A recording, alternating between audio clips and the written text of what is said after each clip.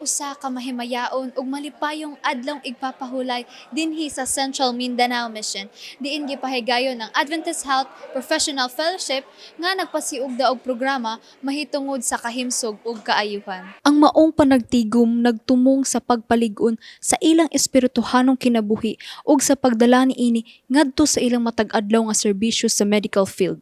Ug kini gipanguluhan ni Pastor Jodibin G. Cabil. Ang atong tubong og katuyuan ini mao ang pag-organisa ni ini nga kwerpo aron sa ingon ni ana do na tay hiniusa og dako nga grupo nga mo promote sa atong right hand, no, kay ang health ministry mo na siya ang right hand sa atong gospel ministry. Iorganisa ang maong programa dili lamang mahitungod sa kahimsog sa panglawas kundili aron usab mapahat ang mensahe sa Dios. I'm so glad to be here and be part of this congregation here who have high hopes how we can use the right arm of the gospel.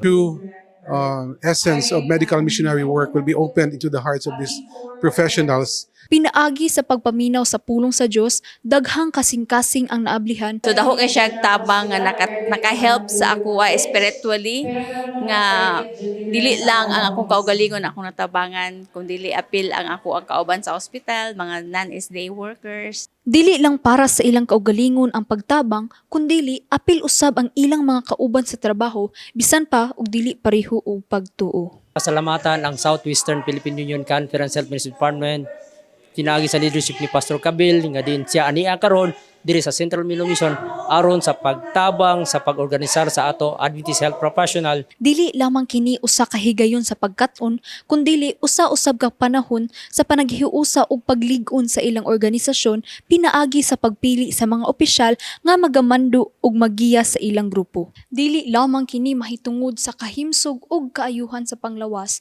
kundili usa kini ka makahuluganong kalihukan sa pagpalambo sa atong misyon.